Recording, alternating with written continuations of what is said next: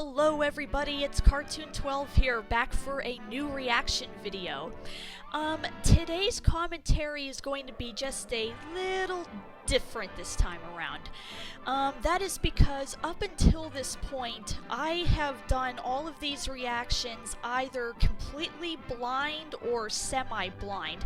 Almost everything that I've reacted to up to this point has either been something that I've heard about but have never seen before, or maybe it was something I did see before but it was so years and years ago that I just kind of forgot about it and had my memory refreshed as I went along. But this is going to be the first time that we actually react to something that I have seen before, that I am actually very familiar with. That, of course, being the Max Fleischer Superman cartoons. I just thought it would be a little bit different this time around to react to something I actually am familiar with, so this is going to be less of a blind reaction and more just my own DVD commentary kind of thing. These cartoons are beyond fantastic. Even 80 some years later, the animation in these shorts are just beyond amazing. And if you are a superhero buff or film buff or animation buff, if those things are something you're interested in, then these shorts are a must-see.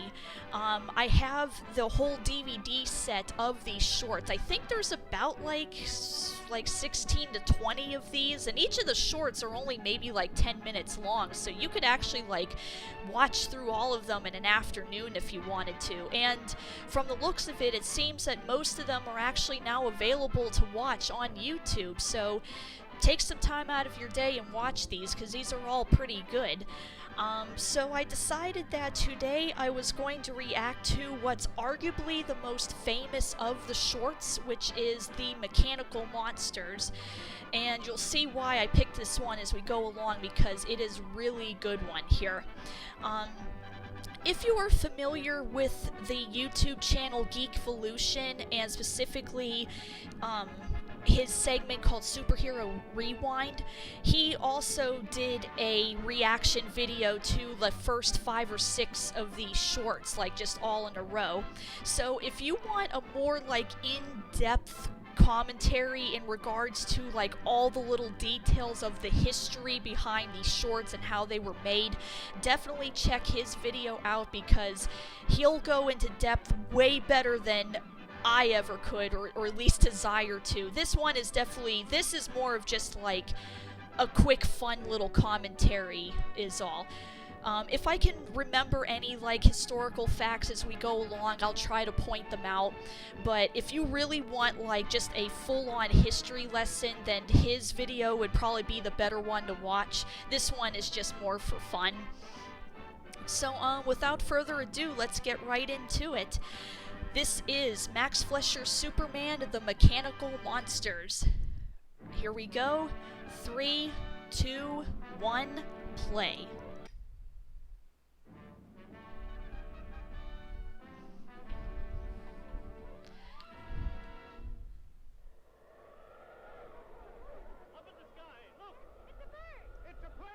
So iconic. Now, Max Fleischer, this apparently was the same studio that made all of the Popeye cartoons, which I have a lot of the DVD sets of that series too. The Mechanical Monsters. Now, the other thing I've heard, and I've heard from more than one source, and they're definitely correct, is that some of the best Superman themes are the ones where you can actually hear the word Superman in the music. So just here you hear, Superman, Superman, Superman. You got a good theme song going when you can hear Superman in the music. Faster than a speeding bullet, more powerful than a locomotive, able to leap tall buildings at a single bound. This amazing stranger from the planet Krypton, the Man of Steel. Now, the interesting thing is that we're going to see in this is that apparently, I may be wrong about this, but supposedly it wasn't until the the shorts here that Superman actually started flying. Because before then, that's where the phrase leap tall buildings in a single bound thing comes from. Because up until this point, he was only just leaping really far and jumping.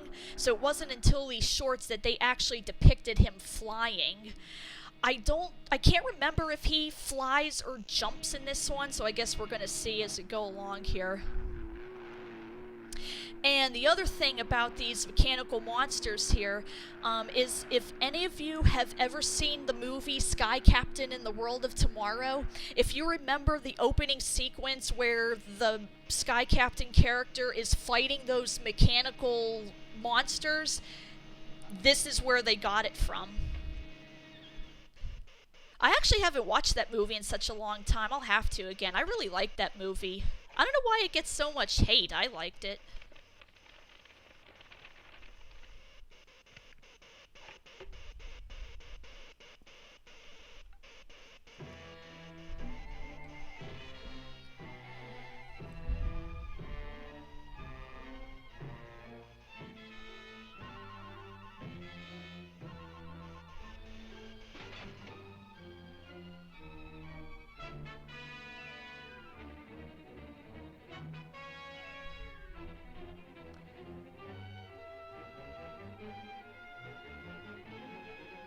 Extreme precautions have been taken to guard against mechanical monsters. You would think they would just cancel the exhibit altogether when there's mechanical monsters on the loose.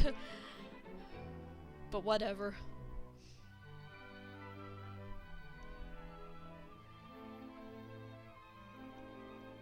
I bet those aren't going to be there for long. One other thing you'll notice is that you'll notice the way that the characters move and stuff is the animation is just so crisp and fluid, and that's because a lot of these scenes were actually rotoscoped, where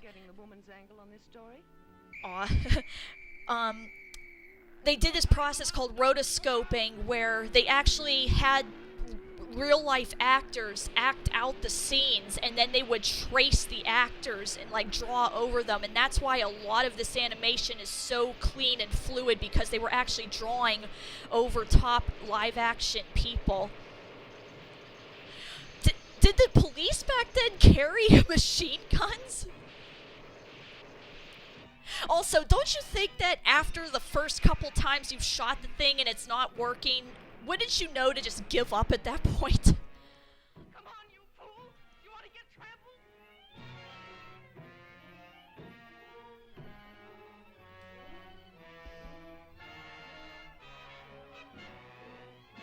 Now you wait here. I'll phone this in.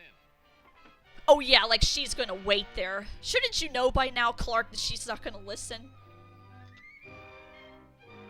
Okay, now just a second ago she said, "Get out of here, you want to get trampled?" And then now she comes right back in. Yes, I'll give you the details later, Chief. I'll climb right into the robot. That's a smart idea. This is a job for Superman. You notice how he changes his voice like that? That's a holdover from the radio show where the actors would change their voices so that you would know that he was changing it from Clark Kent into Superman.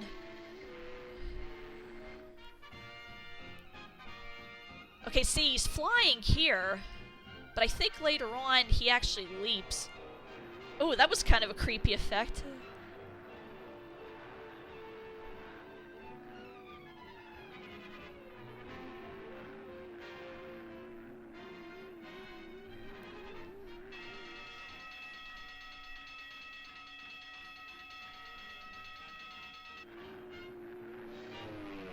Whoa! Ooh, jeez!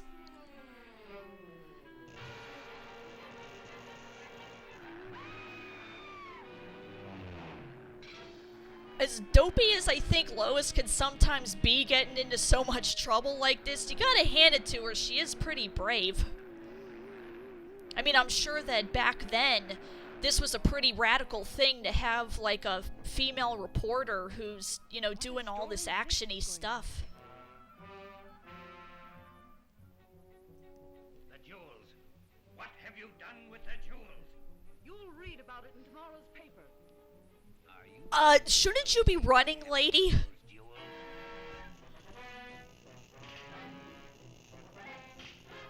That was a pretty kind of creepy but neat effect of that zoom in on the villain there.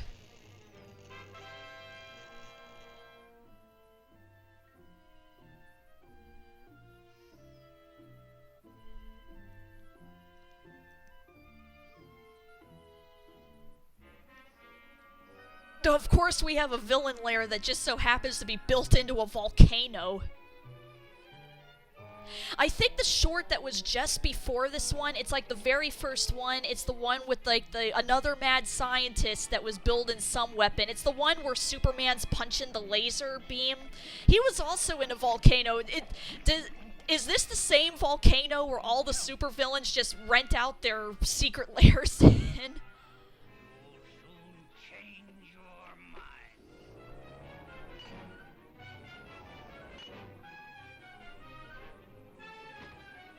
So let me tie you up and gag you and then just keep asking you questions. Where are the jewels? Like, really, she's going to be able to answer you that way? Superman. I've never understood that. Uh-oh.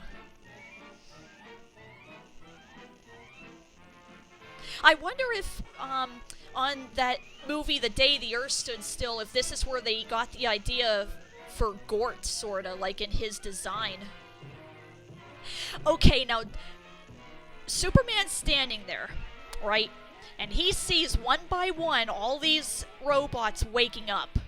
Don't you think he would immediately start attacking them, going like, oh crap, I better start beating these things up before they all wake up? No, he stands there, watches, and waits till they all activate before he starts fighting.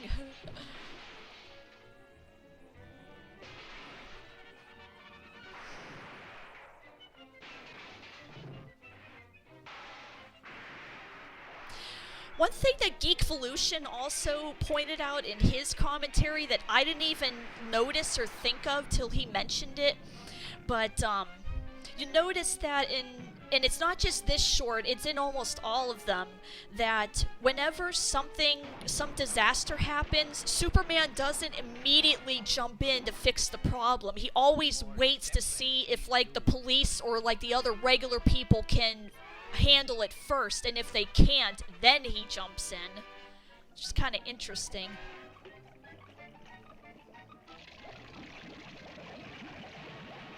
Ooh. Wait, so his cape is invulnerable too?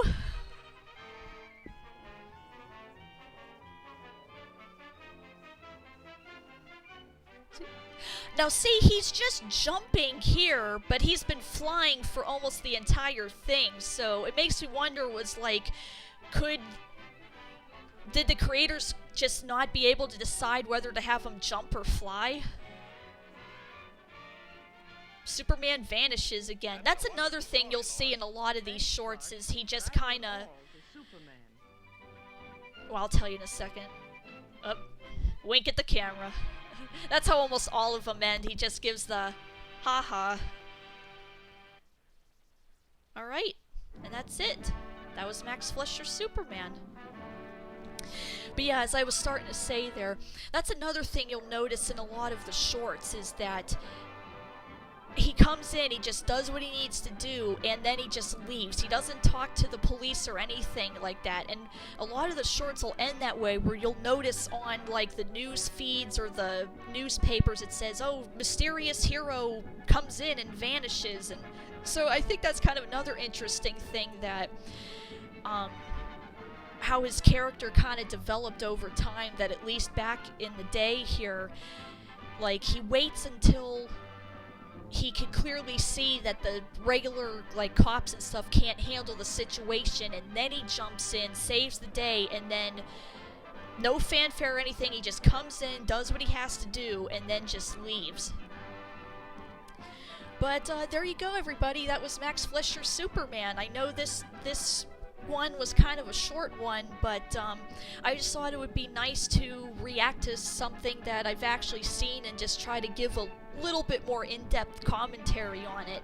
But, you know, if you are a lover of Superman or just superheroes or animation in general, these shorts are definitely a must-see. There is so much stuff that you can learn from how they did the animation, what these shorts added to the Superman mythos and just superhero mythos period.